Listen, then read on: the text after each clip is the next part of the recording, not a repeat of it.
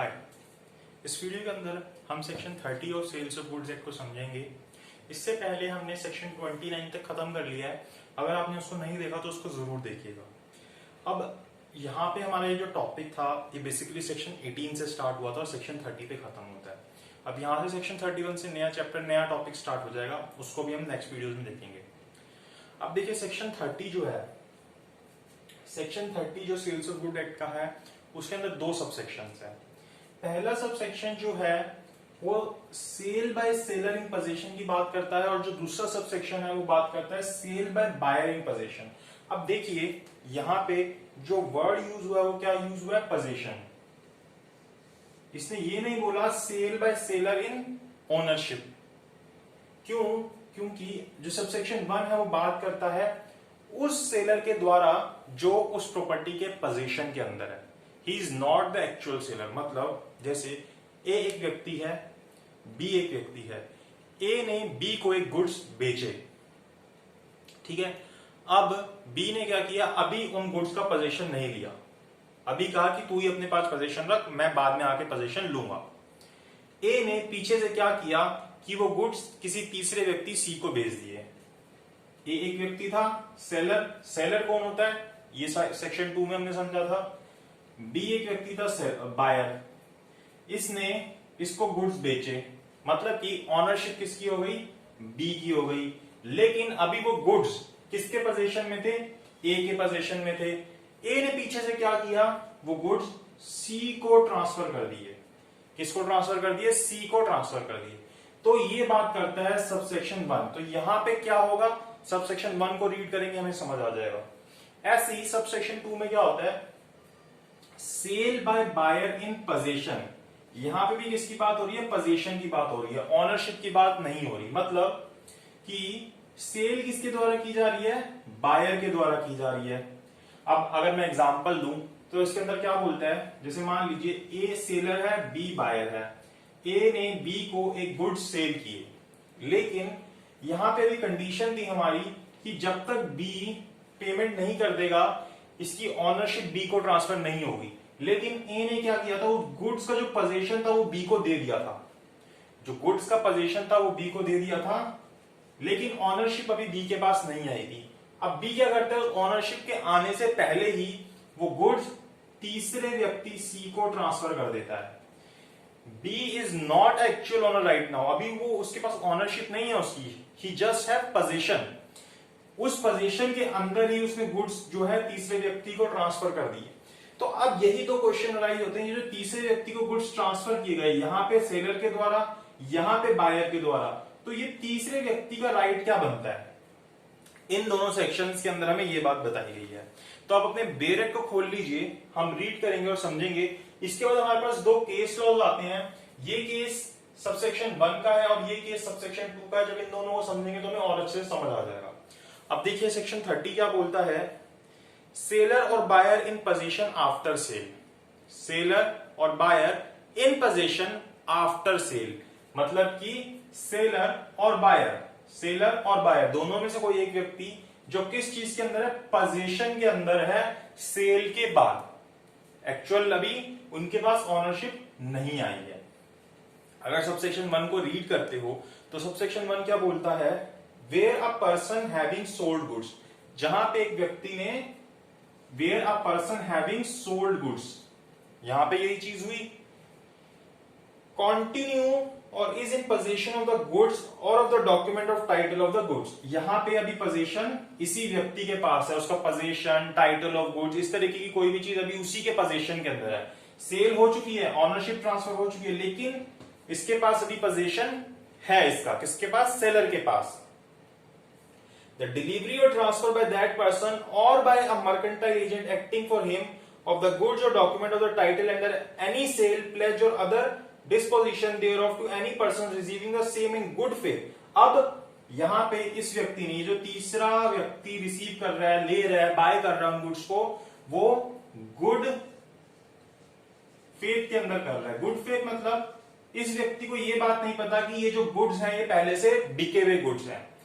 इस व्यक्ति को यह बात नहीं पता कि ये गुड्स बी ने पहले ही खरीद रखे हैं, इसका रियल ओनर ए नहीं है, उसके पास तो सिर्फ इसका पोजीशन था। लेकिन उसको ये लगता है कि ए ही इसका रियल ओनर है और वो गुड फेथ के अंदर ए से वो गुड्स खरीद लेता है, and without notice of any lien or other right of the original seller. उसके पास कोई भी इस तरीके की नॉलेज नहीं है कि भाई इसका ओरिजिनल सेलर कौन है या ये असली में चीज बिकी हुई चीज है, उसको इस चीज का पता ही नहीं है इस बारे में। इन respect of such good and without noticing previous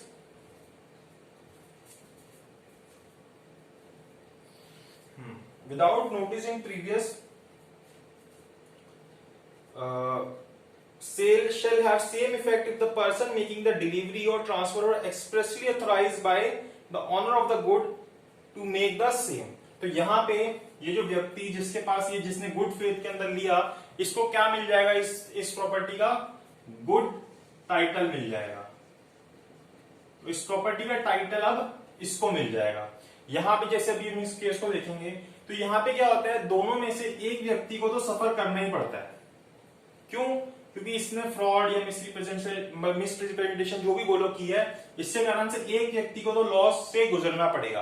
तो ये जो सेक्शन है इसने इसका सोल्यूशन दिया कि जब इस तरीके से अगर कोई फ्रॉड या इस तरीके की कोई चीज होती है तो उसके अंदर टाइटल तीसरे व्यक्ति के पास चला जाता है, थर्ड पर्सन के पास चला जाता है। क्यों? क्योंकि इसकी कोई गलती नहीं थी, इसने तो गुड फेथ के अंदर लिया था। तो इस प्रॉपर्टी का गुड टाइटल इस तीसरे व्यक्ति के पास आ जाता है सेल्स ऑफ गुड्स एक्ट के सेक्शन 30 के सबसेक्शन 1 के हिसाब से। अब हम आते हैं सबसेक्शन 2 के ऊपर। सबसेक्शन 2 को अगर हम रीड करें तो बोलता है where a person having bought or agreed to buy goods, where a person bought or agreed to buy goods. भाई ये जो व्यक्ति था इसने खरीदा या फिर ये रेडी हो गया गुड्स को खरीदने के लिए। Obtain with the consent of the seller position of the goods, इसने कंसर्न से इस गुड का पोजीशन अपने पास ले लिया। ऑनरशिप अभी इसकी ट्रांसफर नहीं हुई, हो सकता है कोई कंडीशन पूरी करनी थी, हो सकता है पेमेंट करनी, ऑनरशिप अभी इसके पास नहीं गई, सिर्फ इसने इसकी कंसर्न से इसका पोजीशन अपने पास लिया, गुड्स का पोजीशन अपने पास लिया। तो क्या कहता है, और the document of title of good the delivery or transfer the person or by a mercantile agent acting for him, या फिर किसी मर्केंटाइल एजेंट के द्वारा या फिर कोई भी एजेंट के द्वारा जो उसके बिहाफ पे काम कर रहा है, the goods or document or title under a sale pledge or other disposition thereof to any person receiving the same in good faith. अब यहाँ पे ये क्या करता है, ट्रांसफर करता है किसी तीसरे व्यक्ति को, किसके अंदर, गुड फेथ के अंदर। वही जो चीज हमने पहले देखी थी। गुड फेथ मतलब कि इस व्यक्ति को ये नहीं पता था कि ये जो व्यक्ति है ये इसका रियल ओनर नहीं है, ये तो सिर्फ इस प्रॉपर्टी को पजेस कर रहा है, is not the real owner, इसको ये बात नहीं पता थी। लेकिन इसने इससे गुड खरीद लिए, कैसे, गुड फेथ के अंदर, ये सोच के कि ये जो बायर है ये इसका रियल ओनर है, जिसने रियल ओनर की कंसर्न से अपने पास सिर्फ उस प्रॉपर्टी का, उस गुड्स का पोजीशन लिया था। Or other rights of the original seller in respect of the good shall have effect as if such lien or right did not exist. तो इसके ऊपर कोई इफेक्ट नहीं आएगा। और ये जो गुड्स हैं जो इसका, तो जो इसके अंदर गुड टाइटल है वो सी के पास चला जाएगा। अब हम आते हैं केस के ऊपर। सबसे पहला केस है city fur manufacturing company versus fury world limited. अब देखिए इस केस के अंदर क्या होता है, ये सबसेक्शन 1 का एग्जांपल है। इस केस के अंदर क्या होता है, एक व्यक्ति होता है जिसका नाम होता है हरमन नाम का एक व्यक्ति होता है।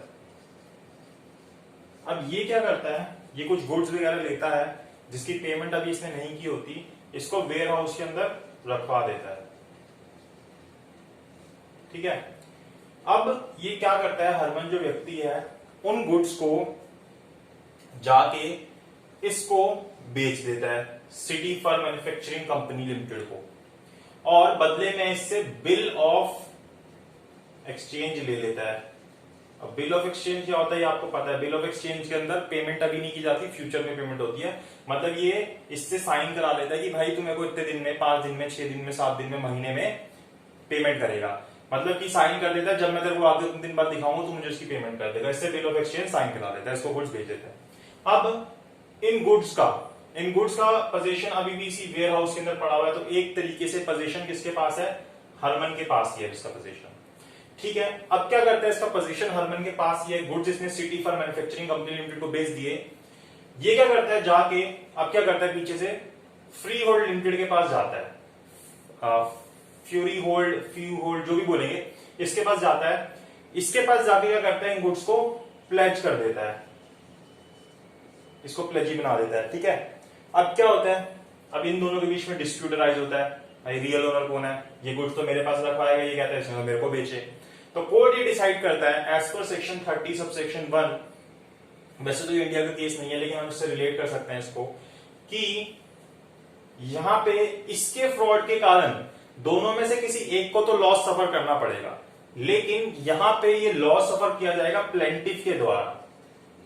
प्लेंटिफ के द्वारा क्यों, मतलब सिटी फॉर मैन्युफैक्चरिंग कंपनी के द्वारा। क्यों? क्योंकि जब हम सेक्शन 30 सबसेक्शन 1 को पढ़ते हैं, जब हम इस सेक्शन को पढ़ते हैं सबसेक्शन 1 को, तो हमें ये पता चलता है कि जो सेलर होता है, जहां यहाँ पे सेलर हरमन है जिसके पास इसका पोजीशन था, वो इसका एक्चुअल ओनर नहीं था, लेकिन वो अपने पोजीशन के अंदर ये गुड्स फ्यूरी होल्ड लिमिटेड को ट्रांसफर कर देता है। तो इस वजह से जो सेक्शन 30 सबसेक्शन 1 को अगर हम रिलेट करें इससे, तो ये जो गुड टाइटल है फ्यूरी होल्ड लिमिटेड के पास आ जाता है।